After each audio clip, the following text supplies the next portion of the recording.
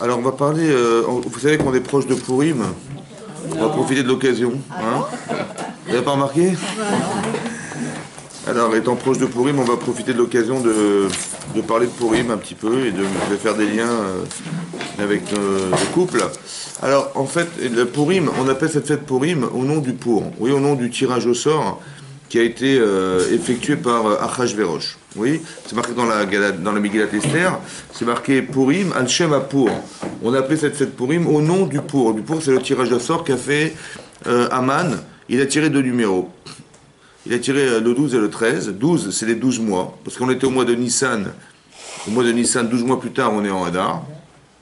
Et le 13, c'est le 13 du mois de Hadar. Et donc il a dit, j'espère que j'aurai la chance, Hasbe Shalom, ouais, d'exterminer les Bnei Israël. Donc il a fait appel au hasard. Et donc on appelle cette fête Pourim au nom du tirage au sort qu'a fait Haman. C'était important le tirage au sort dans toute l'histoire de Pourim. Hein? Vous avez toute l'histoire de Pourim. Vous auriez dit, on va appeler cette fête Pourim parce qu'il a tiré au sort. C'était important le tirage au sort. C'était pas un détail de... Non, sûrement c'était important. Non, je ne demande pas si sûrement. Est-ce que c'était important? À vos yeux, c'est important? Il a tiré deux numéros. Numéro complémentaire, le 14. Non, je veux dire, c'était le tirage au sort. C'était important le tirage au sort dans la Megillat Esther?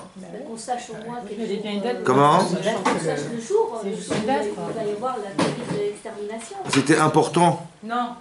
Bah si. Non. Si, parce que... Bah, ce qui était important, c'est qu'on a été sauvés. Ce qui était important, c'est qu'est-ce qu'on a atteint. Non, je sais pas moi. Mais il a tiré au sort, Hazak Ubarour. C'était important. C'est pas au hasard, c'est important de se dire qu'il y a eu que c'est pas un hasard. Non, mais est-ce que le tirage au sort qu'il a fait, on a appelé Pessah parce que Hachem nous a épargné en sautant les maisons. Shavuot parce qu'on a compté cette semaine qui nous sépare de Pessah à Shavuot. Les semaines, ça va, c'est important? Ok. Je sais pas moi. Kippour parce que la kapara, c'est important? Bon. Mais le tirage au sort, il a joué au loto, c'était important, hein? Pourquoi les lettres de Pourim, elles sont les mêmes que les lettres de Kippour? Oui, il y a un lien. Ouais, il y a un lien. Mais est-ce que vous comprenez que c'était pas finalement très important? Je veux dire, c'est pas un événement tellement important pour qu'on appelle cette fête Pourim, pour ce qu'il a tiré au sort. Donc qu'est-ce qu'on apprend? On apprend ici que, en fait, Pourim, c'est le jeu du hasard. Essayez de réfléchir, oui, à la lecture du hasard. Pourim, c'est un pluriel. On aurait dû dire, cette fête s'appelle pour. Mais il y a la date et le mois, ça fait Pourim. Non, le pour, le tirage au sort, il est unique. Il a tiré au sort deux numéros. Mais c'est le tirage au sort. C'est pas les tirages au sort. Parce que c'est le mois et la date. La date c'est le mois. Non, c'est pas ça. Non. Parce qu'il est marqué Pourim Al-Shem Pour. Au nom du tirage au sort. Il a fait quoi le tirage au sort? C'est quoi le tirage au sort? Il n'a pas tiré un numéro, il a tiré deux numéros. Donc le pour, c'est le tirage au sort des deux numéros. Mais Pourim, le pluriel, c'est quoi le pluriel alors? Pourquoi c'est dit au pluriel? Ouais, vous savez pas? Dommage. Parce qu'en fait, le Pourim, parce qu'il y a deux lectures du sort. Il y a deux lectures du sort. Il y a la lecture de Haman et il y a la nôtre. Nous, on ne pense pas que c'est par hasard. Ça va? On ne fait pas dépendre la chance par le hasard. On dit, vous avez eu de la chance. Quand on nous dit, elle a réussi, elle a eu de la chance. Hein. Moi, c'est grâce à qui? Grâce à la chance. Et ça a raté, de toute façon, c'est pas de sa faute, c'est comme ça fait partie du hasard. On ne contrôle pas tout dans la vie. Cette lecture-là, elle est fausse. Ça, c'est la lecture de Haman.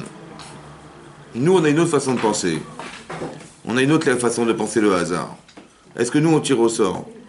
Non. Hein? Jamais. Sauf qu'on tire souvent au sort. Bon. Par exemple, quand on a dû rentrer en Eretz Israël, on a fait la guerre. Yehoshua Ben Nun, il est rentré en Israël. Après la sortie d'Égypte, on est passé 40 ans dans le désert, il est rentré en Israël. On a fait la guerre combien de temps? Combien ça a duré de temps la guerre en Israël pour conquérir la terre d'Israël? Vous savez ou pas? 40 ans. Non, la guerre. La guerre, Vous savez pas? 2 ans, numéro complémentaire, Ça a duré... Combien d'années ça a duré, la guerre? Ça a duré 14 ans. Ouais, 14 ans. C'est pas mal quand même. Bon, après ce temps-là, qu'est-ce qu'on a fait? Il a fallu qu'on réponde au téléphone, évidemment. C'était pas... Est-ce qu'on avait le choix? Ça a duré tant de ça. Maintenant, après, qu'est-ce qui s'est passé? On a dû partager la terre. Maintenant, on va partager la terre en nombre de tribus. On était que 12 tribus, il fallait diviser la terre en 12 tribus. Bon, vous l'habitez où, vous? Au bord de la mer, Jérusalem, Netanyahou? Ben, on ne peut pas savoir. Est-ce qu'on peut choisir? Ben, il va y avoir la guerre. On a gagné la guerre, mais on risque de créer la guerre. Alors on va tirer au sort. Bégoral, c'est marqué dans la Torah, on a tiré au sort pour savoir, on a tiré des tribus, on a tiré des territoires. Au sort. Quand on a dû choisir, vous savez qu'à Kippour, on apporte 2 corbanotes. Vous voyez, 2 sacrifices. Un séhir, l'Hachem, et un séhir, la Azazel. Un séhir, un bouc qui va servir à expier la faute de tout le cas Israël, et un qu'on va jeter de une montagne. Ils sont identiques. Lequel vous allez choisir? Alors on va tirer au sort. Ça va? Ben, c'est-à-dire que nous, quand on tire au sort, c'est le choix de qui? Du sort ou de Hachem? D'accord, alors. Maintenant, quand est-ce qu'on tire au sort dans la vie? Quoi, chaque fois que vous allez faire les courses, alors je vais aller à Hyper Cacher ou je vais aller à machin? Alors on va tirer au sort. Hein? Quand est-ce qu'on tire au sort? Quand on ne sait pas, Quand normalement on tire au sort ou pas? Non. Jamais.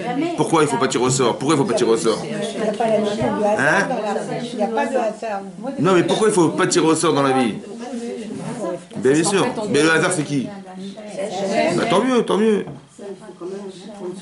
Bah, bien sûr, ça veut dire que vous, le mérite que vous avez, c'est pas que lui, il a fait un choix, c'est le mérite de votre choix. Donc on ne tire jamais au sort personnellement. Mais quand est-ce qu'on tire au sort? Quand c'est pour les autres. Ouais, ou bien quand on ne pourra pas choisir. Ça veut dire que quand vous devez choisir, bah, c'est à vous de choisir. Si vous avez fait un bon choix, tant mieux, vous avez fait un mauvais choix, bah, tant pis, mais c'est pas grave, on fait de chouva. Mais quand est-ce qu'on tire au sort? Quand on ne pourra jamais choisir. Ça va? Alors que Aman, quand est-ce qu'il choisit, lui? Il dit, bah, j'espère que ça va tomber à la bonne date, à la bonne heure et à la Hababa Diallo. Ça va? Donc lui, il fait dépendre du sort. Ça va? Mais nous, on ne tire pas comme ça. Donc Pourim al-Shamapour, parce qu'il y a 2 lectures du hasard. Il y a la lecture qu'ont les gens de Amalek, Aman et tout ça, il y en a une autre. Mais le hasard, c'est Hachem.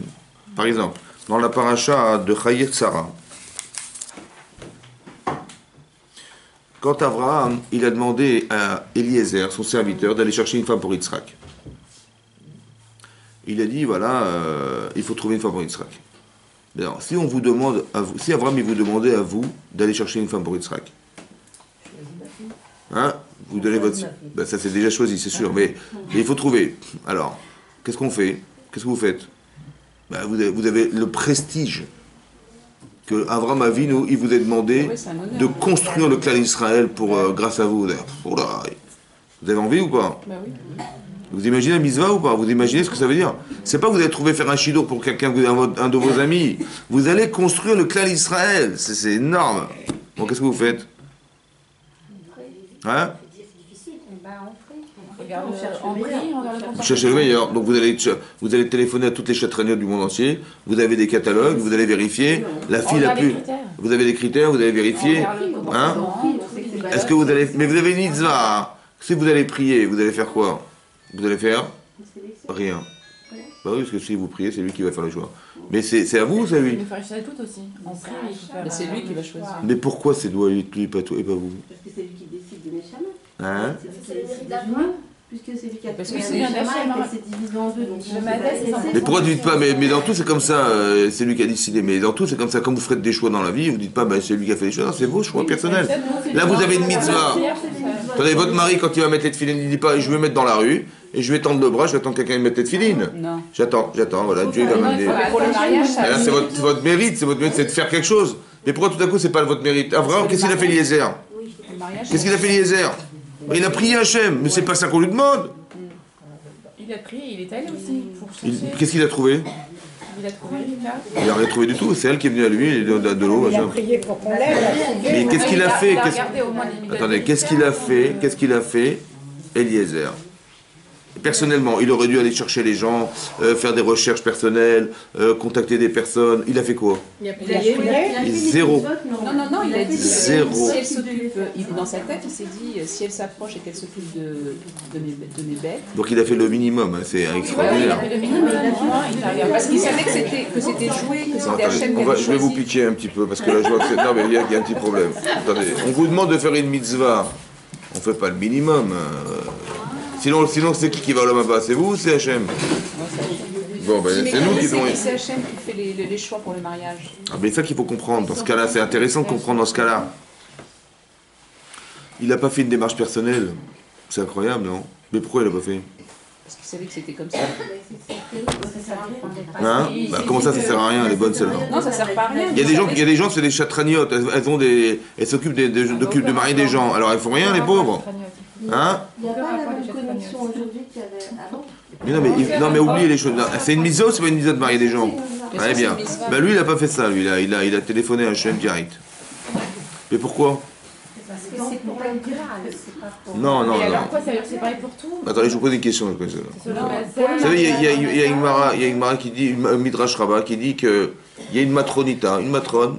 Elle avait vu un rab, elle a dit qu'est-ce qu'il fait Hachem toute la journée? Il dit il est mes avec Zivugim. Il s'arrange pour accoupler pour mettre ensemble créer des couples. Elle a dit c'est tout. Elle a dit mais c'est facile, même moi je peux le faire. Elle avait 1000 domestiques et femmes et des servantes. Elle a dit tiens allez toi il pousse celle-là, et l'autre il pousse celle-là, et tout pousse celle-là. C'est facile, hein. Moi je connais les gens, je vais les marier.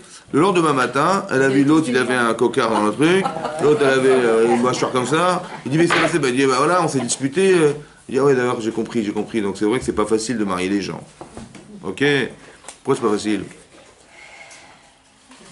On ne les connaît pas. On est complètement opposés là, mais là, on ne Et qu'on ne connaît pas l'intérieur de la terre. Parce que vous savez maintenant, mais dans 3 jours, et dans 10 ans, vous savez vous? C'est une raison de s'habituer. On s'habitue, on voit que l'extérieur. Donc ça veut dire qu'on peut choisir ou pas? Donc quand on peut choisir, qu'est-ce qu'on fait? On fait avec. On tire au sort. On fait avec, on prie mon Dieu. On fait pas avec, non, on prie Hachem. C'est-à-dire qu'il y a des choix impossibles, vous comprenez? Quand c'est des choix impossibles, on prie Hachem. Parce que est-ce qu'Eliezer il va prendre le risque de dire je vais trouver la femme d'Israël? S'il réussit à trouver, extraordinaire. Mais il a une chance sur 1 milliard, et c'est possible. Avec la carte kiwi, on peut tout. Mais c'est une chance qui est peu probable. Attendez, 2 minutes. Maintenant, s'il échoue, vous imaginez ce que ça veut dire? Ça veut dire que toute l'Israël, il va capoter. Est-ce que je prends le risque ou pas? Non. C'est ça. Alors je suis appelé Hachem. Pas parce que c'est lui qui m'est avec, parce que c'est impossible personnellement. Vous comprenez ce que ça veut dire ça? Ça veut dire que je ne peux pas prendre le risque de dire je vais trouver. Attendez. Donc ça veut dire que là, je fais appel à Hachem. Quand je peux faire des choix logiques, je suis logique. On est tout le temps dans une logique qui amène à ce qu'on puisse faire des choix cohérents. On étudie la Torah pour faire des choix qui soient des choix de Torah, à l'éclairage de ce qu'on sait. Mais quand vous ne pouvez pas choisir, ça ne dépend pas de vous, ça va? Alors là, on fait appel à Hachem. Le tirage au sort, de faire appel au sort, c'est faire appel à Hachem dans le cas où on ne peut pas faire des choix personnels. Qu'est-ce qui est marqué dans la Torah? Il y a marqué que quand il est arrivé devant la source d'eau, il a dit comme ça, Vayomer, il a dit, Hachem Eloké Adoni Abraham, Hachem, le Dieu de mon maître Abraham, Akrena Lefanaï. Akrena Lefanaï, ça veut dire quoi? Akré, c'est la chonne? Corée, mais là il y a marqué avec un He à la fin, pas avec un Aleph. Corée en hébreu, ça veut dire comme Vaïkra. Il a appelé Moshe Rabbeinu Vaïkra el Moshe, mais là c'est marqué avec un Aleph. Mais là il est marqué avec un E. À la fin c'est un E, c'est quoi le E? Mikré, c'est quoi Mikré? Akrena Lefanaï. Viens me rencontrer par hasard. C'est impératif. Il n'y a pas de hasard. Hein? C'est notre hasard. Le hasard n'existe pas, le hasard. Ayom. Comment? Ça n'existe pas. Vous n'avez jamais rencontré des gens par hasard? Ils vous défavorisent par hasard? Non, jamais? Le dimanche? Très bien. Et il a dit Akrena Lefanaï. Viens me rencontrer par hasard. Ça veut dire quoi par hasard? Il n'y a pas de hasard. Comment? Il n'y a pas de hasard. On a besoin de rencontrer par hasard. Par hasard. On demande de venir, c'est pas par hasard. C'est bizarre, non? Très bien. Assez chesed il m'a donné Abraham. Fais un chesed à mon maître Abraham. Iné. Voilà. Anochi nitzav alen amaim. Je me trouve devant une source d'eau. Uvnot anshe haïr. Et les filles des habitants de la ville. Yotzot lishov maim. Elles sortent pour aller puiser de l'eau. Ve'aya. Et voilà que. Anéhara. Asher. Et voilà que la jeune fille. Asher. Omar. Eléa. À qui je dirais. Atina kader. Tends-moi ta cruche. Ve'eshte. Et je boirai. Ve'amra, et elle me répondra, jeter, bois, pas acheter. Shte. Vegam gemalecha ashke. Et même tes chameaux, je donnerai à boire. Ota ocharta le avdecha, tu auras prouvé à ton serviteur, les Israël, qu'elle est pour Israël, Uba et Daa, et par ce biais, je saurai qui a cita chesed imadoni, que tu as fait un chesed, un acte de bonté à mon maître, Avraham. Ça va? Bon. Voilà ce qu'il a dit. Il dit, voilà, si je lui propose de me donner à boire et qu'elle me dit à toi et à tes chameaux, c'est bon. Elle a une chance sur combien de milliards de dire à toi et à tes chameaux? Combien? Sur 1 milliard. Elle va dire d'abord de quoi je me mêle. Ou alors, vous êtes un adulte, moi je suis une jeune fille, allez chercher vous-même, vous n'avez pas honte de me demander. Ou elle va dire oui, d'accord, merci, tchak, attends. Combien de réponses ça peut donner? C'est énormément. Mais il faut qu'elle réponde, madame, oui, à toi et à tes chameaux. Attendez, est-ce que c'est pas un hasard qu'elle réponde ça? Dites oui, ça va plus vite. Oui, Oui, c'est un hasard. Oui, non? Oui. Bien sûr. Non, est-ce qu'on a le droit de faire ça? C'est une question, vous avez raison. C'est une question. L'Agma Choulé dit qu'on n'a pas le droit de faire ça. Mais quelque part, qu'est-ce qu'il a fait appel à quoi? Mais il dit, mais si elle répond, moi, elle me répond ça, ça veut dire que c'est qui me l'a amené? Mais c'est ça qu'il a demandé. C'est ça, c'est le code secret. Mais bien sûr, il a dit qu'Akrena les fanailles, qu'elle vient, que tu me répondes par hasard. Ça veut dire quoi le hasard? Que la probabilité qu'elle me réponde ça, elle est tellement faible que c'est sûr que c'est toi qui me l'as proposé. Et c'est là que je saurai. Ça veut dire que si le soleil se lève tous les matins, il se couche tous les matins, de l'est à l'ouest, vous dites c'est Hachem? Ben non, c'est tous les matins, c'est comme ça. Mais quand c'est pas probable, mais ça pouvait pas arriver, Minesh Shamaim, c'est arrivé. L'improbabilité est révélatrice de la présence divine. Donc le hasard, c'est Hachem. Ça veut dire quoi le hasard chez Hachem? Ça veut dire quoi? Ça veut dire que ce qu'il va voir arriver, il va voir une fille arriver. Il dit tiens, ça vous dérange pas de la boire? Elle va dire oui, bien sûr, à vous, chameau. C'est un miracle alors qu'il a eu. Comment? Il a eu un miracle. Alors c'est vu comme ça, d'un côté c'est un miracle, et d'un autre côté c'est quoi? C'est le produit de la prière. C'est le produit de la prière. Combien de temps ça a pris pour qu'elle se présente, madame? Alors je vous lis le texte. Vei terem qu'il a les daber. Ça veut dire quoi en français? Vei terem. Avant que. Qu'il a les daber. Avant d'avoir fini de parler. Il n'avait même pas terminé la prière. Vine Rivka Yotzet. Et voilà que Rivka elle sort. Asher Yulada les Bethuel. Qui était né de Bethuel. C'est qui Bethuel? Le beau-père. Hein? C'est le fils de qui Bethuel? Ben Milka. Le fils de Milka. C'est qui Milka? Ah, c'est celui qui était... C'est madame. Très important. Donc c'est qui Bethuel? Le fils de Milka, qui était la femme de Nahor. Achi Avraham. Un frère de... Donc Avraham et son frère, il s'appelle Nahor. Il avait épousé. Milka. Et ils ont eu. Bethuel. Donc c'est qui Bethuel? C'est le neveu. D'Avraham Avinu. Le neveu. Le neveu d'Avraham Avinu. Waouh, quelle coïncidence. Ah ouais, c'est vraiment... C'est le neveu d'Avraham. Et donc c'est qui? Et par rapport à Yitzhak, c'est qui? C'est son cousin. Et donc c'est sa petite cousine. Ah bah, il a eu de la chance, franchement. Hein.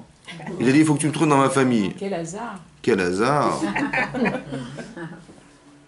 Il a eu de la chance, hein. D'un coup. Hein. De toute façon, Il n'avait même pas terminé de prier qu'elle était là. Mais ça veut dire quoi ça? Ça veut dire quoi chez vous ça? Il n'avait même pas fini sa phrase, elle était là. Il a dit bonjour mademoiselle. Il lui a demandé à boire. Après il lui a dit mais vous êtes qui? Il a dit ben voilà je suis la fille de Bethuel. Putain, Minesh Shamaim, c'est un truc de fou quoi. Comment hein? Tout était prévu. Mais ça dépend de quoi? Bah, Comment ça se fait que des fois on prie toute la journée ça passe pas et on prie et ça arrive en une seconde? Ah c'est quoi le secret?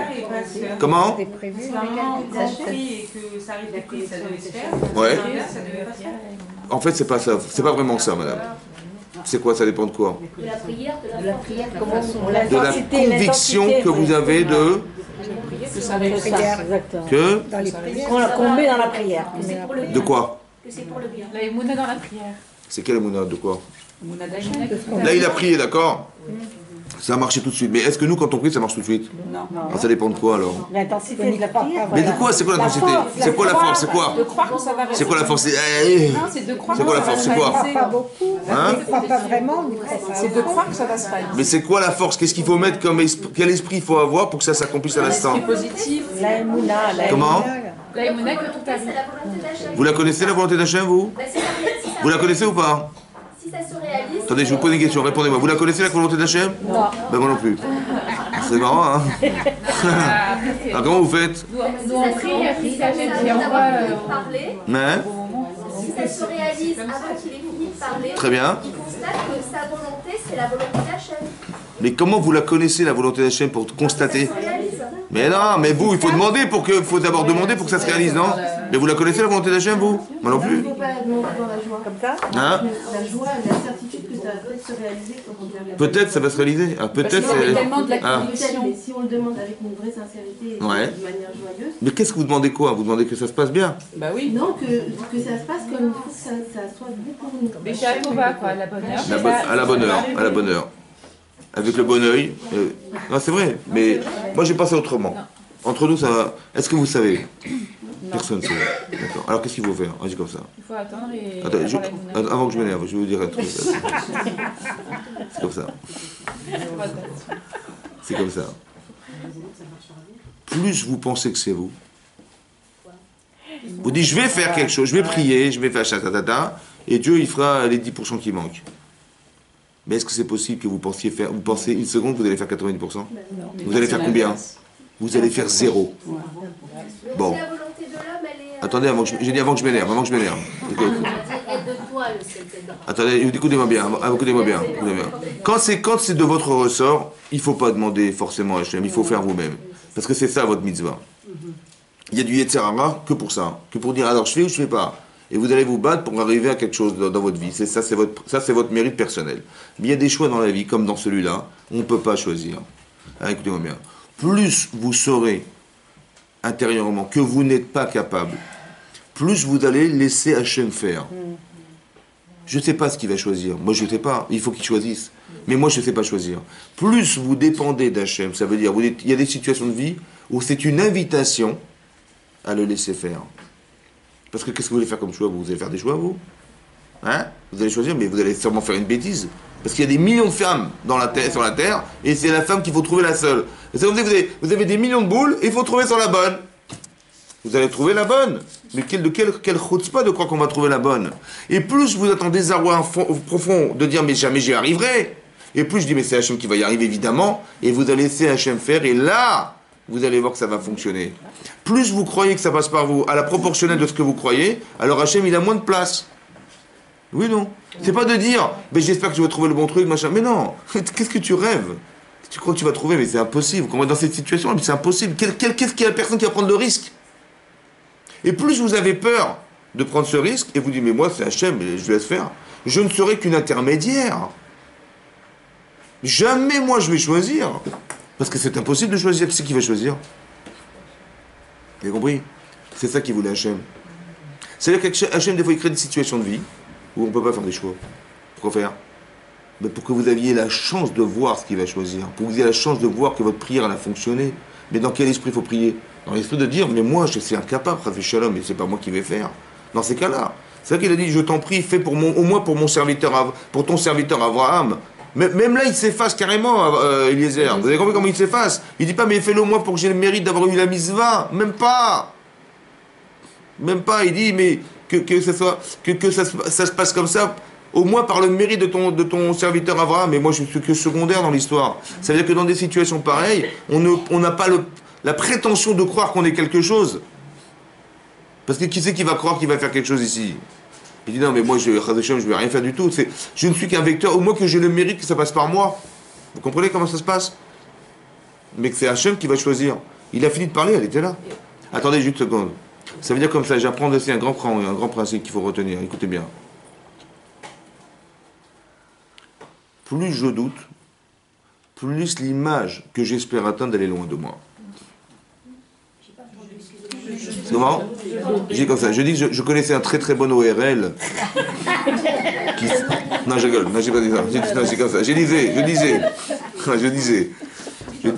Non, mais il n'y a pas de souci, On est quel jour aujourd'hui?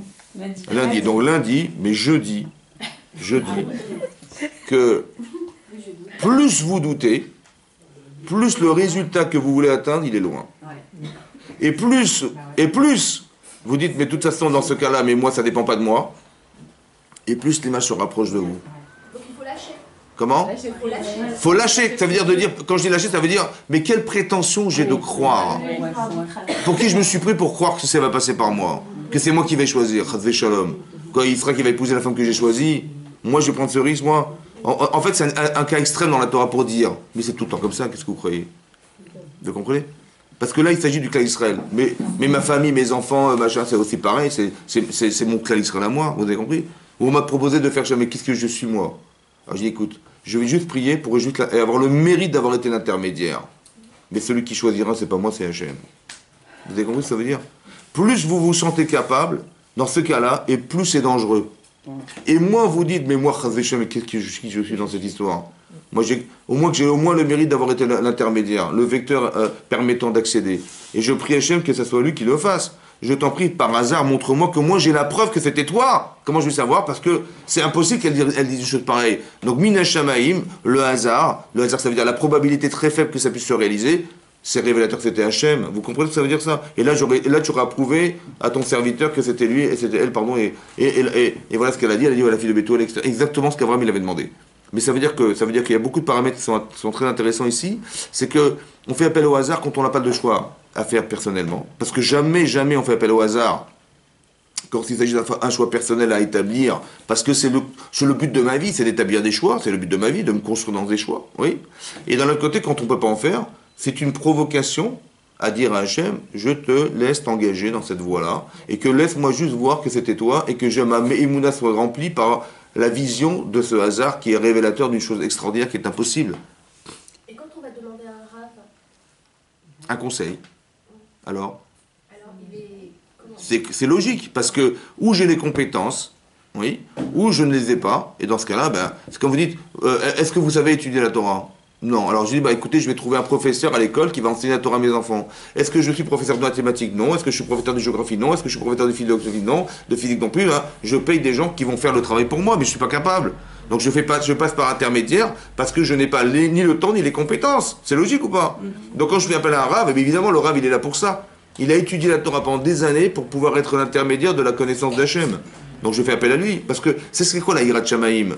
C'est de dire que je n'ai pas la prétention de faire sans savoir. Mais j'ai peur de me tromper. Alors je téléphone, évidemment, c'est comme ça. Je préfère passer par intermédiaire que de faire un choix, que peut-être que c'est pas ce qu'Hachem voulait. C'est pas ce que la Torah demande. C'est pas ce que la Torah exige, je sais pas. Alors j'ai peur. La hirat shamaim, c'est d'avoir peur de se tromper, oui, non. Je téléphone à la personne compétente. Ou alors j'ai peur de croire que je vais être la vraie personne. Ce que je vous dis, c'est pas prendre a priori, c'est a posteriori. Ça veut dire, a priori, il faut faire des choix personnels. Quand je dois faire des choix, il faut que je choisisse. Donc, j'ai peur de me tromper, je fais teshuva. Je suis une sadéquette. Je fais attention à ce que je vais faire. Je me construis dans mes émotions. J'étudie la Torah pour avoir des connaissances. J'écoute des shurim pour avoir de la hirat shamayim, mais pour avoir de la emuna. Donc, je me construis. Après, quand il m'arrive des choses, à la lumière de ce que j'ai appris, je pourrais faire des choix. Je dirais, oh là, ça sent mauvais, ça sent bon, etc., etc. Ça va? Voilà. Ça, c'est l'intérêt qu'on a d'étudier la Torah. Ça, c'est l'intérêt. Mais il y a des moments donnés où vous ne pouvez pas faire des choix. Vous avez compris? On ne peut pas. Comment vous allez vous marier aux enfants? Qui choisir? Avoir une bonne famille? Je veux bien, mais il vaut mieux dire à Hachem, écoute, moi, je ne connais pas les gens. On connaît les gens de l'extérieur. Mais au fond du fond, vous les connaissez. Non. Et puis, comme quelqu'un dit, tu es un très bon garçon pour ma fille, voilà.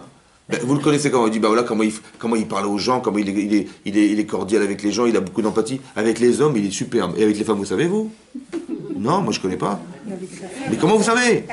Peut-être qu'il va être un dictateur dans son couple, il va dire, mais c'est comme ça, ma mère, elle a toujours été comme ça, ma mère, elle s'est toujours écrasée à la maison. Vous connaissez, lui, il est super gentil avec les hommes, mais avec les femmes, on ne sait pas, vous avez compris? Vous prenez un risque ou pas? Et je prie Hachem, je dis, écoute, Hachem, voilà, moi, je ne sais pas choisir. De ce genre de choses, on ne sait pas choisir. On ne connaît pas la nature des gens. On ne connaît pas la façon dont ils ont de raisonner, de réagir avec les femmes et les hommes. On ne sait pas. Vous avez compris? Alors écoute-moi, voilà. Je me mets entre tes mains. Voilà. Je t'en prie par hasard, le hasard, ça veut dire, fasse que ça soit toi le révélateur de ce choix. Vous avez compris? Et on vous téléphone, et on dit, ok, j'écoute, on voit. Vous avez compris? On n'est pas capable de penser qu'on est capable de choisir dans ces cas de figure.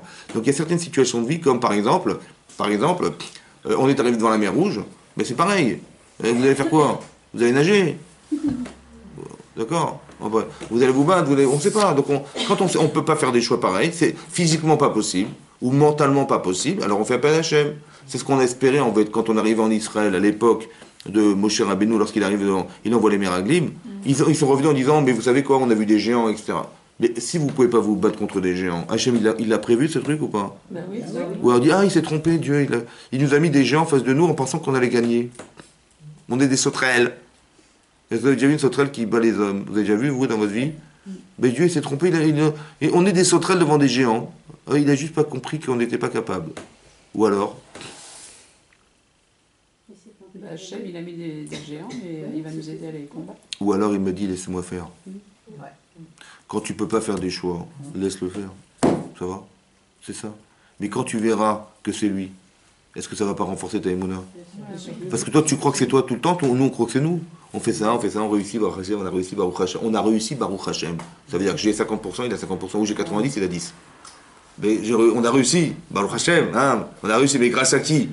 Ben, grâce à Dieu. Mais combien il a fait lui? Et il a fait ce qu'il a pu. Ça va? Mais non, quand je dis que j'ai réussi, Baruch Hashem, j'ai réussi, Baruch Hashem. Pas, il a fait, grâce à lui, on a réussi. Non, c'est Baruch Hashem, j'ai réussi. C'est-à-dire on a la proportion elle est plus importante chez soi que chez lui, a priori. Mais quand est-ce qu'on va se rendre compte que c'est lui? Quand on ne pourra plus rien faire. Vous avez compris? C'est là qu'on fait appel à Hashem. Vraiment, sincèrement. Mais pas d'avoir la prétention de croire qu'on va y arriver toute seule. On n'est que des intermédiaires. Que juste qu'Hachem y fasse et que nous, on soit des spectateurs de sa réussite. Et là, vous allez voir que votre Mémouna, elle va être énormissime. Quand vous allez dire Hachem, ça va dire ça, c'est plus le même Hachem. Hein. Moi, au début, je priais pour qu'il m'aide. Là, je vois que j'ai pris pour qu'il fasse. Vous avez compris? Quand on ne peut pas faire des choix, c'est ça. C'est-à-dire qu'il y a une façon de cultiver le hasard, qu'on appelle le bitachon, la confiance en Dieu. C'est de dépasser l'image. Le bitachon, la confiance qu'on a en Hachem, c'est-à-dire, tel que ça se présente dans la réalité, laisse tomber, c'est impossible. C'est ça ou pas? Ben oui. Comment? Aussi, bien sûr, il a dit, quand il a prié, il a dit Bisrout, quand vous dites dans la prière, Eloké Abraham, Eloké Israël, Eloké Yaakov, c'est dans quel but? De les associer à la réussite. Par rapport à Abraham. Mais pourquoi vous faites appel à Abraham alors que c'est à vous qui devez faire? Le mérite Il considère peut-être que le sien n'est pas suffisant. Hein? Peut-être qu'il considère que le sien n'était pas suffisant. Donc on a du piston. Non, il rajoute. Comment? Il Ça rajoute. concerne la lignée d'Abraham. Alors attendez, je n'ai pas compris. Vous parlez de vous ou vous parlez d'Abraham? Là, l'exemple d'Abraham. C'est vous parlez de vous ou d'Abraham? Vous dites par le mérite d'Abraham, on va pouvoir, ça va se faire. C'est ça que vous dites? C'est ça que vous dites ou pas? Heureusement qu'il y a Abraham, hein? Heureusement. Non mais franchement, heureusement que mon grand-père il travaille à la préfecture, il va me faire sauter les PV. Non mais je vous dis, c'est quand vous dites Eloké Abraham, notre père Abraham. Heureusement qu'Abraham il travaille à la préfecture parce que j'ai fait des erreurs et par le mérite d'Abraham, mon grand-père il est à la préfecture, il va parler au policier, il va me faire sauter PV. On dit tout le temps par le mérite d'Abraham, par le mérite de nos pères. Heureusement que mon grand-père il travaille à la préfecture, il va dire à Hachem, je t'en prie qu'il fasse sauter le PV.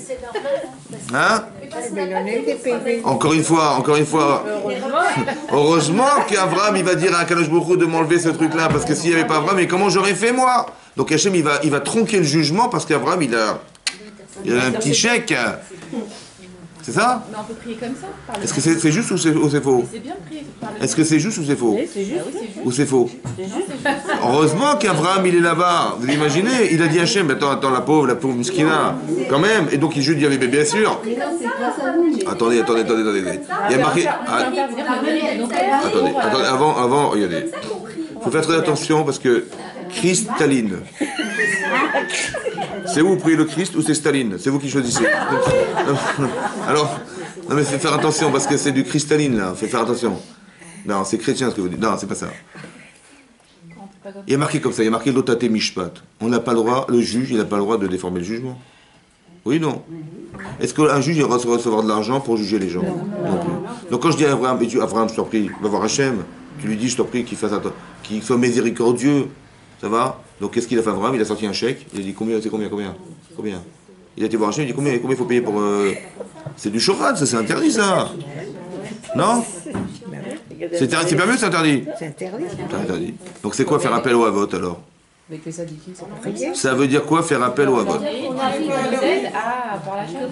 Le mérite d'Abraham, c'est le mérite Mais non, mais parce que par la reconnaissance. c'est passé par eux pour Et comme on prie, et quand Mais c'est ça que j'ai dit. Donc c'est il y a un vote. Abraham il va aller voir Hachem. Il dit combien ça coûte? alors On demande aux tzadikim nous surélever, de dire peut-être qu'en fait... Mais j'ai pas compris, mais attendez, qu'est-ce qu'ils vont faire de plus que vous les votes? Parce que quelque part... C'est les intermédiaires. Hein? C'est les intermédiaires. Alors, comment tu parles Par reconnaissance, de maladresse, par le mérite de rapidité, d'arriver par le... à ce qu'ils ont fait eux, la bonté de Ils ont un mérite supérieur au la nôtre. possibilité d'arriver à ça. Piston. Non, c'est pas forcément du piston. C'est quoi alors? C'est quoi d'autre? C'est pas du piston, c'est quoi alors? C'est un avantage. Nous, on n'est pas assez. Par exemple, Ouais. on demande finalement. Mais peut-être que c'est comme ça, bah, qu'on se débrouille pour s'élever, pour que j'ai demandé à Abraham qui... Mais attendez, si j'ai un problème, je dis pas, c'est comme, je sais pas moi, vous avez des enfants, et ils ont des problèmes dans une matière. Bon, vous dites, bah les pauvres. On va pas, Attendez, franchement, les pauvres, ils vont avoir une mauvaise... Attendez, les pauvres. Leur moyenne va baisser. Bon, allez, vous savez ce qu'on va faire? On va faire les devoirs. On va faire les devoirs. Non, franchement, on va faire les devoirs, comme ça, on va faire croire que c'était lui et c'était pas lui. Ouais, et comme ça, sa moyenne elle augmente quand même. Mais on demande pas qu'il faut le travailler à notre place, on demande que nous. Mais il est où le cours ici? Il est où le cours ici? Vous faites appel à Abraham Avinu, il est où le cours alors? Mais vous avez appris quelque chose? C'est lui qui a téléphoné à Hachem pour lui dire, écoute madame, il est où le cours dans votre histoire? Il est où le cours? Mais non, parce que vous dites, moi je suis pas capable, et donc je fais appel à Abraham Avinu. Mais il est où le cours où vous avez changé? Là-bas, vous donnez un cours particulier pour permettre à votre enfant d'évoluer. Mais là, il est où le cours particulier? Vous dites, allô Abraham? Oui, ça vous dérange pas d'aller parler à Hachem parce que j'ai un petit souci, si ça vous dérange pas? Depuis quand ça marche ça? Attendez, vous avez compris ça? Mais j'ai compris, mais c'est... Attendez, pourquoi? Attendez, avant, parce que là, c'est un peu... Attendez. Tous ces gens qui vont sur les TV. Attendez, j'ai compris. Juste que je vous explique après, avant que je m'énerve.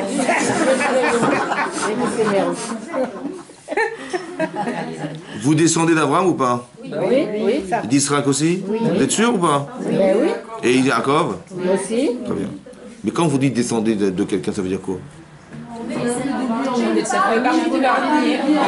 On est ses enfants. Mais si j'ai pas réussi, peut-être que je suis pas assez chesed. Si j'ai pas réussi, peut-être que je suis pas assez dur avec moi-même, comme Yitzhak. Peut-être que j'ai pas réussi, peut-être parce que je suis pas assez plongé dans la Torah comme Jacob Avinu. Peut-être, non? Ben oui. Alors je prie Hachem que ce que j'ai en moi, parce que je l'ai ou pas? Oui. Que ça s'éveille. Éloquer Abraham. Le coup particulier, c'est que ce qui dort en moi, j'espère qu'Hachem il va faire que ça puisse s'éveiller. Vous avez compris ça? C'est ça le mérite des Havot. C'est pas qu'Abraham il va téléphoner à Hachem pour vous sortir d'affaire. C'est que puisque ça n'a pas fonctionné, quand on a fait une avéra, on s'est planté, c'est qu'il nous a manqué quoi? Soit parce que j'avais pas d'empathie vis-à-vis d'autrui, soit parce que je suis pas assez rigoureuse, malheureusement, ou c'est parce que j'ai pas la Torah qu'il faut. Je t'en prie, Hachem, fasse que quoi? Créer les opportunités pour que je développe mon chesed. Créer les opportunités que, etc. Vous avez compris? Faire appel aux avot, c'est de mettre en éveil ce qui dort. Qui manifestement ne s'est pas manifesté parce que il m'avait manqué d'être Abraham. Il m'avait manqué d'être Yitzhak. Il m'avait manqué d'être... Mais vous êtes cette personne. Mais évidemment que vous êtes. Donc on demande à Hachem Bisrout Avot. C'est quoi le Bisrout Avot? Que le mérite que j'ai de descendre à Avot, que ça puisse s'exprimer et pour que je me sorte de cette situation. Je t'en prie, fais que ça puisse se faire. Donc qu'est-ce qui va se passer? Hachem va créer des situations de vie qui vont faire que vous allez avoir du Yetzirara, vous dire vous avez la capacité, parce que j'ai prié, donc je me suis engagé, non? J'ai la capacité de me retenir et de renforcer la personne qui est en moi qui va me permettre d'atteindre ce que j'espère. Autant que, tiens, on va me créer des situations de vie où je vais dire, je vais penser aux autres. J'ai peut-être pas envie, mais je vais me forcer parce que voilà, c'est ce que j'ai demandé. J'ai demandé Eloqué Abraham. Vous avez compris ce que je veux dire? Le Srout Avot, c'est pas de faire appel au téléphone à Avot pour qu'il intervienne. C'est ça qu'explique le Rav Dessler. C'est d'éveiller, je demande à Hachem d'éveiller en moi le Srout Avot. On connaît la Mida de Agua, les Tzadikim, on connaît pas la Mida de chaque Tzadik. C'est le moment de commencer à Chazak ou Balo. Par exemple, quand vous rentrez chez vous, vous rentrez chez vous, qu'est-ce que vous dites à votre mari le soir? Bonsoir. Donc vous faites appel à Rabbi Shimon Bar Yochai, évidemment. Hein, voilà, bonsoir. Les imaot, il faut connaître le... les iloulot, c'est pareil. Une bougie, on dit par le mérite de Rabbi. J'ai compris, mais ça veut dire que vous... Mais est-ce que vous avez ce srout de pouvoir avoir cette qualité humaine que représente quand vous faites appel à lui, la iloula, c'est quoi? C'est renforcer votre émouna. Non, c'est pas shoot, non. Donc ça dort ou pas? Pourquoi vous avez besoin d'allumer des nérotes? Parce que vous avez envie d'éveiller en vous cette lumière qui est en vous, en fait, elle est en vous. Vous descendez, le clan Israël a la chance de descendre de grandes sadikim. Mais on est tous des sadikim. C'est bon, hein? Est-ce qu'on arrive à l'exprimer ou pas? Ben j'arrive pas. Alors je fais appel à Hachem, ou je fais appel à Rabbi Shimon Bar Yochai, qu'il éveille en moi quelque chose qui fait que, comme il a été capable de voir le courage de s'enterrer dans la terre pour... mais c'est énorme ce qu'il a réussi à faire. Mais cette mida-là, on l'a en nous. Comme par exemple, Avraham Avinu, il prend son fils pour le sacrifier. Bon, qu'est-ce qu'il a fait Yitzhak pour mourir? Expliquez-moi, qu'est-ce qu'il a fait pour être un... Hein? Qu'est-ce qu'il a fait de grave pour mourir? Alors pourquoi il doit mourir? De là, on apprend quoi? Que peut mourir en Kiddush Hashem. Grâce à qui? Grâce à Israël. Ça veut dire que s'il y a des gens pshutim pendant la Shoah, ils ont dit non, on préfère mourir. D'où ils ont cette force, ces gens-là? C'est Sroutavot, c'est Yitzhak. Vous avez compris ce que ça veut dire? C'est-à-dire qu'on a puisé de nous cette capacité d'être parce qu'Yitzhak, il a fait une chose pareille. Qu'est-ce qu'il a fait Hachem? Il n'a rien fait. Israël, il n'a pas fait une affaire, il n'y a rien. Seulement, hein, on est capable de mourir en Kiddush Hashem. De grâce à qui? Ben, c'est grâce à Yitzhak. Sroutavot. Le mérite d'Avot, c'est pas qu'après, Yitzhak, il a fait ça. Comme on dit, dans la prière, on dit, de la même manière qu'Hachem, de la même manière qu'Abraham, il s'est retenu pour faire ta volonté. Alors toi aussi, retiens-toi pour faire la nôtre. C'est ça qu'on dit à Hachem.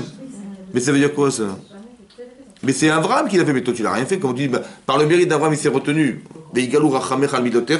Alors toi, tu t'es Imanu Beminata Chesed. En vérité, tu voudrais nous condamner? Non, je t'en prie, retiens-toi. Comme Abraham, il s'est retenu. C'est ça qu'on dit? Mais ça veut dire quoi? Ça veut dire qu'en vérité, écoutez-moi bien, si Abraham il a réussi à le faire, moi aussi je peux y arriver. Alors retiens-toi jusqu'à ce que j'y arrive. C'est pas qu'on dit à Hachem, écoute, j'ai un piston, Abraham il l'a fait, Chazak Ovalo Chabatia, je t'en prie, retiens-toi par son mérite. Mais c'est pas ça que ça veut dire. Parce que c'est du faillotage. Hein. Ça veut dire que moi je reste un idiot et je dis qu'Abraham il fasse que grâce au mérite d'Abraham, tu m'épargnes, je t'en prie, tu m'épargnes parce que Abraham. C'est pas ça qui est marqué. C'est pas ça que ça veut dire. Ça veut dire que de la même manière que lui il a réussi à se retenir, alors permets-moi de me retenir et toi retiens-toi en attendant que j'arrive à atteindre ce niveau-là aussi. Vous avez compris ça? Quand on demande à Rosh Hashanah la vie, on demande la vie, ça veut dire quoi? Ça veut dire qu'on dit, écoutez Hachem, j'ai pas réussi. Cette année j'ai fait des erreurs. Mais je m'engage à ce que l'année prochaine, j'avance de 3-4%. Laisse-moi vivre pour atteindre ça. Leman chai lokim chaim. En ta faveur. Toi, tu veux qu'on avance? Alors je t'en prie, laisse-moi vivre pour que je puisse atteindre ce que tu espères. C'est pas qu'on a la prétention de croire qu'on va vivre. Vous comprenez la différence? C'est énorme. C'est ça le srout, vous avez compris? On ne prétend pas devoir vivre et mériter de vivre. Non, peut-être on ne mérite pas. Mais seulement par le mérite que toi, tu veux qu'on vive. Alors, les manchas, toi, tu veux. Alors laisse-moi l'occasion, j'ai la conscience de ce que je veux atteindre. Alors laisse-moi y arriver. Maintenant, je vais arrêter, je vais dévoluer de 3-4%, c'est pas 3-4%, c'est pas grave. Vous comprenez, mais je veux vivre pour atteindre ce niveau. C'est ça le Sroutavot. Et ce qui va m'arriver, comme par hasard, ça répond à quelque chose chez moi. Vous avez compris ce qui se passe? Le hasard. Est-ce que ce qui m'arrive par hasard a été réfléchi? Non. Dites oui, dites tout, ça va plus vite. Est-ce que par hasard, c'est qui a été, qui c'est qui a fait le hasard? C'est Hachem. Est-ce qu'il a réfléchi, Hachem? Oui. Évidemment, ça que je voulais dire. Oui, il a réfléchi. Donc il dit, mais c'est arrivé par hasard. Normalement, le hasard, c'est ce qui fait appel à la non-réflexion. Tu dis, j'ai fait comme ça, et hop, c'est une tâche qui est tombée, et comme par hasard, ça a fait ce que je voulais. J'ai eu de la chance. Hein. Non, en vérité, ce que ça cache derrière, c'est Hachem. Mais Hachem, c'est la réflexion par excellence. Tu dis, le monde a été créé par hasard. Il y a eu un Big Bang, et le Big Bang, il a créé tout ça, l'univers. Bon, les gens m'ont dit, bah oui, vous voyez des choses, bah oui, c'est la nature. Ouais, c'est comme ça, on dit, hein, la nature est bien faite, hein, franchement, elle est bien faite. Bon, mais ça n'a pas été pensé, vous croyez? Les lois naturelles, mais c'est d'une complexité extraordinaire. D'un équilibre fantastique. Mais comment on peut croire que par hasard, on arrive à créer de la pensée? C'est très compliqué de comprendre ça, et eux, ils avancent le fait que ça a pris beaucoup de temps, mais je vois pas en quoi le temps, ça... Comme, le meilleur exemple, c'est quoi le meilleur exemple? Le meilleur exemple que j'ai trouvé. C'est la pensée. Non, c'est comme ça. Vous avez le soleil qui nous éclaire. Ouais, au chocolat. Hein. Non. Le soleil nous éclaire, c'est vrai? Il nous réchauffe? Oui. Il a combien de kilomètres? Très loin. Combien? Des milliers de kilomètres. Des milliers. Hein. Juste 150 millions. Purée. Vous savez que la pomme de terre, ça sert ou pas? Bon. Mais non. 150 millions de kilomètres. c'est beaucoup. Hein. Il fait combien de fois la Terre, le Soleil? Ah, pas mal, hein. Combien de fois le Soleil fait la Terre? 110 fois la Terre.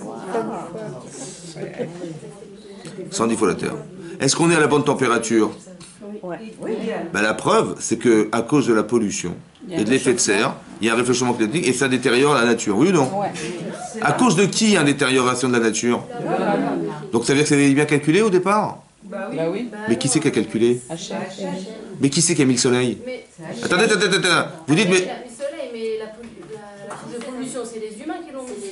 C'est ce que je vous dis. C'est à cause de qui qu'on souffre de la chaleur?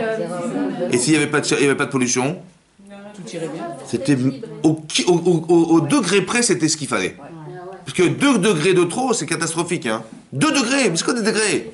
Bon, mais si le soleil il est là, et que c'est bien placé, au degré près, hein, pour que la nature fonctionne, c'est l'évolution, ça? On a évolué avec le temps? Mais il a toujours été là, le soleil. Hein. Et dites-moi, s'il faisait, au lieu de faire 110 fois la Terre, il faisait 100 fois la Terre, comment on serait là? Hein? On serait? C'est 100 fois. On serait gelé. Et s'il était à 160 millions, gelé. Et à 140, brûlé. Mais comment ça se fait qu'il est juste à la bonne place? Mais non, mais un scientifique va dire, mais on a eu de la chance.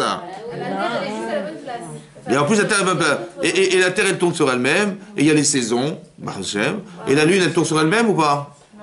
La Lune, elle tourne sur elle-même? Elle tourne sur elle-même ou pas? Non, la Lune, non. La Lune, elle tourne ou pas? Et est-ce qu'elle tourne autour de la Terre? Elle tourne autour de Mais qu'est-ce que ça provoque chez nous? Qu'elle tourne autour de la Terre? Les marées. Les marées. Parce que sinon, on serait inondé par la mer. On a eu de la chance, franchement. Ah, franchement, on a eu de la chance. Hein.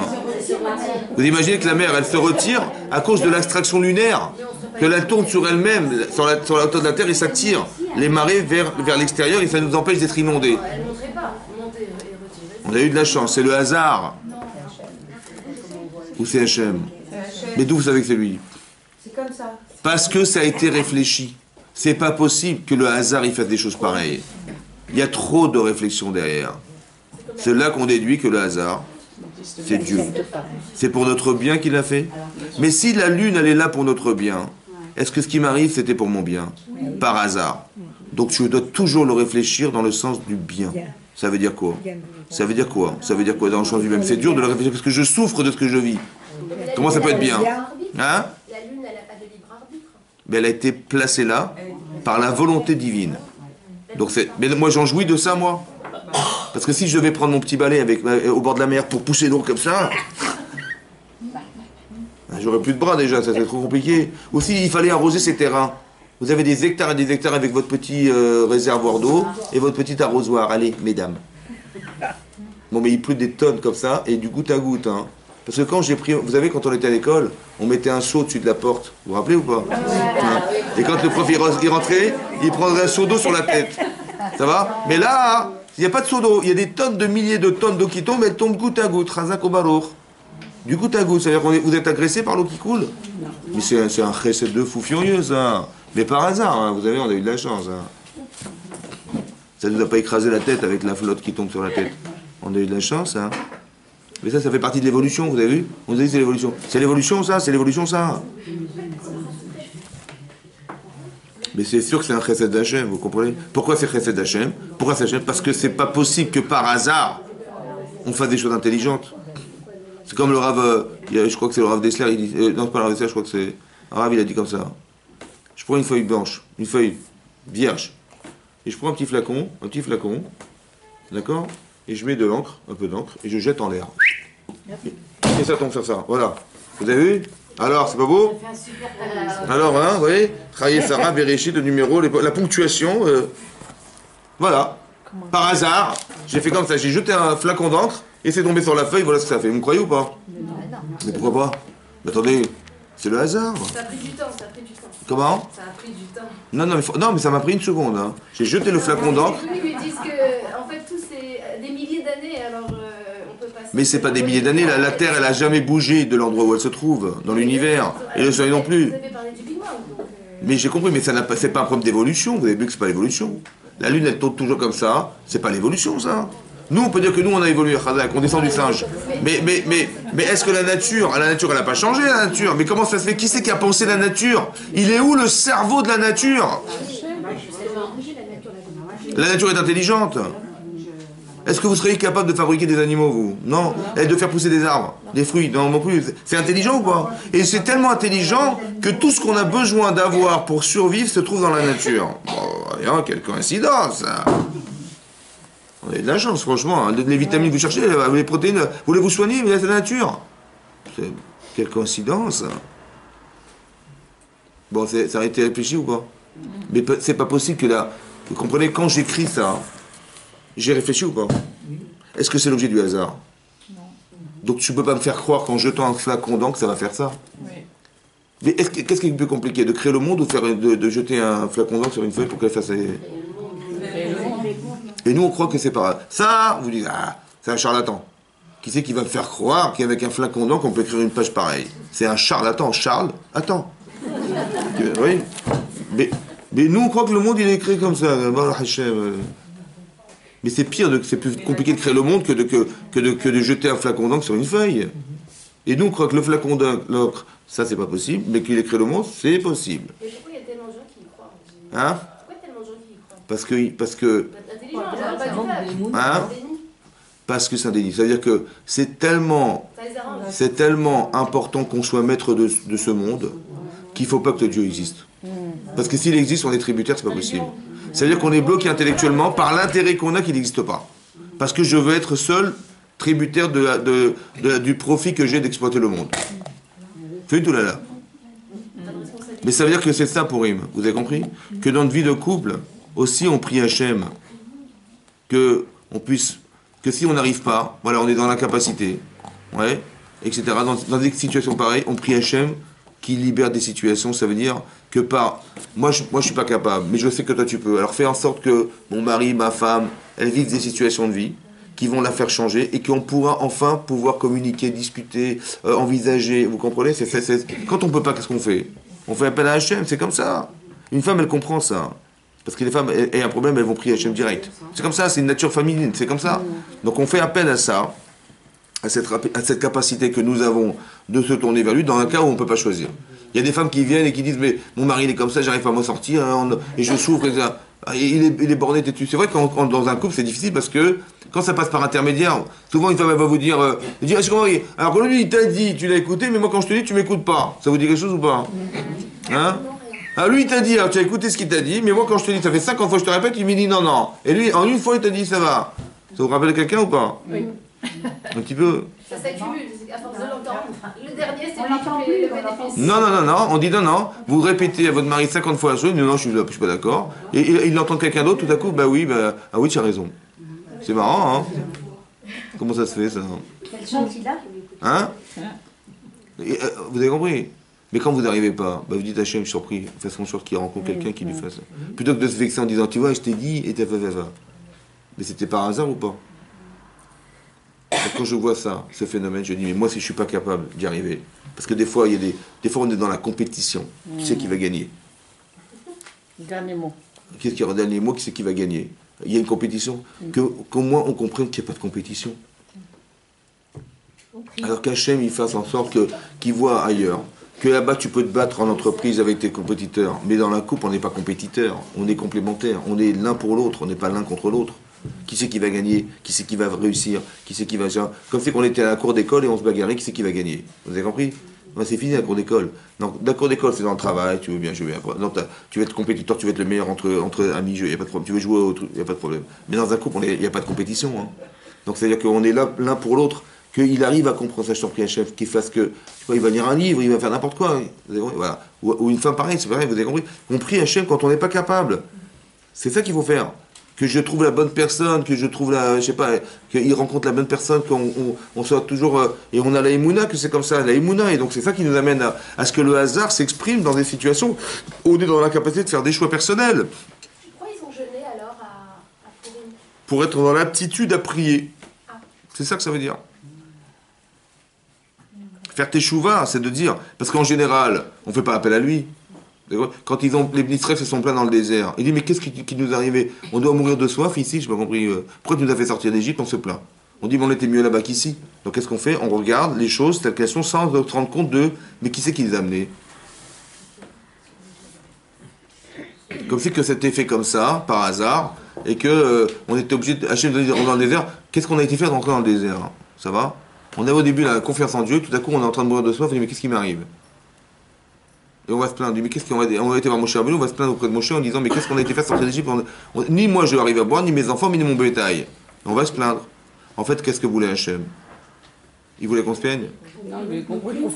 Ou compris, ou bien que il voulait peut-être nous faire dépasser la réalité, peut-être, en disant je vais te faire vivre au-delà de ce que tu conçois. Dépasser l'image corporelle, dépasser ça. Mais on a eu peur, on a dit mais non, mais moi je me rattache à l'image que je connais être l'image que je côtoie tous les jours, je vis par ça, je mange grâce à ça, je fais grâce à ça. Peut-être on nous avait invité à dépasser ça, on n'a pas su, on dit bon ok, je ne pas, prends le rocher, tape dessus, va sortir de l'eau. Et ça veut dire qu'on, dès l'instant où on s'attache, Hachem il aurait tellement aimé qu'on arrive à dépasser ce niveau-là, que nous on a dit non, on s'est plaint. La plainte c'est de croire qu'il s'est trompé. Quand je me plains, quand je fais des manifs, c'est que le gouvernement il s'est trompé et je manifeste mon mécontentement. Mais quand je me plains dans la vie, c'est que Dieu il s'est trompé, rapportez-nous, vous avez compris, c'est comme ça. Mais qu'est-ce qui m'arrive comme si ça n'avait pas été pensé et que par hasard ça m'est arrivé et je comprends pas ce qui m'arrive. C'est que ça, la plainte, ça peut pas être aussi juste verbaliser la difficulté. Non, c'est pas ça qu'on dit. On dit mais qu'est-ce qui m'arrive? Et qu'est-ce que j'ai fait? Ben, non. Ça veut dire que ou alors c'est juste et donc j'accepte, je fais tchouva, donc je me plains pas. Et si c'est faux, je me dis, pourquoi je mérite des choses pareilles, mais ça va pas, qu'est-ce qui m'arrive? Qu'est-ce que j'ai fait au bon Dieu, machin? Mais quand on dit j'en ai marre, on en a marre parce que c'est lourd à porter, c'est tout, c'est pas forcément qu'on mérite. Mais je parle pas de ça, moi, je parle pas de ça. J'en ai marre, c'est ça. Non, je dis qu'est-ce qui m'arrive? En vérité, ce qui m'arrive, c'est que je le prends mal. Mais ça a été réfléchi ou pas? Donc je devrais réfléchir à qu'est-ce que ça veut dire, ou qu'est-ce que ça m'apporte, plutôt que de me plaindre et de remettre en cause ce qui m'arrive. Vous avez compris? Excusez-moi, mais par rapport au projet d'Hachem, peut-être au départ aussi, il a surestimé la capacité du peuple juif. Il a surestimé, il s'est trompé. Il s'est trompé, quoi. Après ça a descendu d'un cran. Est-ce que c'est possible ce que vous dites? Non, mais moi je vous pose la question à vous. Parce que le peuple... Attendez, je vous explique un truc. Je vous explique une chose. Attendez. Non, mais à ce moment-là, le peuple... Hachem, il voit la création du monde et il voit la fin des temps. Il est au courant de ce qui se passe. Il a construit le monde avec la Midat Hadin, il a vu que c'était trop dur, et après la Rahmanout... Donc il s'est trompé. Non, c'est pas trompé, mais c'est-à-dire quelque part, peut-être il a... Il a découvert que c'était pas ça. C'est ça. On va dire ça, mais vous comprenez ce que je veux dire? Non, je comprends pas. Non, justement, c'est pour ça mon problème. Non, mais j'ai compris ce que vous avez dit, hein, mais c'est faux. C'est pour ça que je dis. D'accord. Non, j'ai compris ce que vous dites. Mais il peut pas être surpris, Hachem. Alors écoutez-moi bien. En vérité, c'est quoi l'idée? C'est comme ça. Quand on dit là-bas qu'il a comment vous dire, quand il y a marqué là-bas, parce que regardez le Rashi que vous citez, c'est un Rashi que vous citez. C'est marqué Bereshit bara Elokim et Hashem et Aretz. Au Dieu, au commencement, Dieu crée le ciel. Mais c'est quel Dieu? Elokim, le Dieu de rigueur. Hachem, il dit, mais pourquoi c'est le Dieu de rigueur qui crée le monde et pas le Dieu de Chesed? C'est le Dieu de rigueur qui crée le monde. Il dit parce qu'au début, Allah Bemarshava, de créer le monde Minatadin. Mais il a vu que ça ne pouvait pas subsister à la... Il a pensé créer le monde Minatadin. C'est ça qui est marqué dans Rashi. Mais il a pensé ou il a créé? Il a pensé. Attendez, il y a marqué dans la Torah. Rashi dit qu'il a pensé créer le monde. Mais dans la Torah, c'est marqué Bereshit. Mais comment ils se sont permis, les Chazal, d'écrire penser alors qu'il y a marqué créer? Alors, le Maharal de Prague, là-bas, il explique que la pensée d'Hachem, c'est pas ce qu'il avait pensé faire. Il dit, ouais, comme on dit, j'avais cru. Ouais, j'ai pensé, mais finalement, ça ne s'est pas passé comme j'ai voulu. J'ai cru que c'était comme ça. Non. Il ne faut pas le comprendre, j'ai cru. Il faut le prendre, j'ai cuit. Non, pas j'ai cru. Mais j'aurais voulu. Ce qui monte à la tête d'Hachem, c'est pas ce qu'il avait pensé, c'est ce qu'il aurait voulu que soit. Bereshit bara Elokim et Hashamaim. Mais il a vu que, tel qu'on est construit, on n'est pas fait pour arriver à ce qu'on espère. Alors il va nous proposer quelque chose qui va nous faire atteindre. C'est comme avec vos enfants, on ne peut pas être exigeante avec ses enfants, comme on est exigeant avec un adulte. Mais on espère qu'il va devenir un adulte. Bereshit bara Elokim et Hashem et Haaretz. Hashem, il crée le monde avec dans l'esprit qu'on espère qu'on va atteindre ce niveau-là. C'est l'espoir, Bereshit bara Elokim. C'est pas ce qu'il a fait. Donc il a vu, ça pourrait pas, évidemment que ça va pas tenir. Mais s'il espère qu'on va arriver à ce qu'il a pensé, vous avez compris le pshat? C'est pas que Hachem dit, j'ai fait ça, bah tiens, finalement je me suis trompé. Après mûre réflexion, on va changer. Je me suis trompé. Non, c'est pas ça le pshat. Le pshat, c'est qu'il va pas tenir parce que vous savez pertinemment que ça tiendra pas. Hachem, ne peut pas se surprendre de ce qu'il a créé quand même. C'est comme vous dites, Hachem, il a pris un bâtiment de 50 étages, ouais, il dit, tiens, je vais voir s'il va tenir sur des allumettes. On va voir. Et puis il a vu que finalement ça pouvait pas tenir, alors il a mis du béton. C'est bon, c'est ça qui est marqué? Mais c'est pas possible, vous comprenez? Parce que si toi tu crées l'homme faible, ne t'étonne pas qu'il n'arrivera pas. C'est toi qui l'as créé. Donc ça veut dire quoi qu'il a dit? J'ai créé l'homme faible, et il dit tiens, il n'a pas ça, pas tenu. Bah évidemment tu as créé faible. Ou tu baisses ton niveau d'exigence, ou tu le rends fort, l'homme tu le rends fort à la proportion de ce que tu lui proposes. Mais tu peux pas t'étonner de l'incapacité qu'il a de ce que tu as créé toi-même. C'est pas possible. Vous comprenez? Tu es obligé de dire que quoi? Non. En vérité, il a créé faible. Mais avec la capacité de pouvoir grandir. J'espère qu'il va arriver à ce que je pense qu'il atteindra. Bereshit bara Elokim et Hashem et Haaretz. Vous avez compris? C'est-à-dire qu'on nous a créé pas fort, mais on est miséricordieux jusqu'à ce qu'on atteigne le niveau fort. Jusqu'à ce qu'on puisse atteindre qu'on peut se passer de la miséricorde. Ça va? Mais ça s'atteint en couple, ça. Parce qu'au début, on est des enfants en couple, mais avec l'évolution, et avec l'intelligence, et avec la compréhension, on arrive à atteindre des niveaux d'exigence qu'on ne se permet pas de faire, on respecte la personne en face de soi, ou comment je vais faire pour lui dire, ou par respect, mais c'est de l'intelligence émotionnelle, ça. Les couples, ils se gourrent au départ, parce qu'ils ne savent pas. On se trompe au départ, évidemment. Ça prend du temps, ça va? Mais ça prend du temps, pourquoi faire? Pas pour dire, on est là. Non, pourquoi faire? Mais pour comprendre à qui je m'adresse. Qui est l'autre? De quelle nature est la personne en face de moi? Comment je m'adapte à la différence? Comment? Dans les deux sens, vous avez compris? C'est ça et c'est ça le message que je voulais vous passer par téléphone. Non, vous avez compris? C'est ça. C'est ça le message. Donc, retenez bien, c'est ça le hasard, et c'est ça la façon de cultiver le hasard. Chazak, mesdames, chazak. Merci beaucoup. Merci.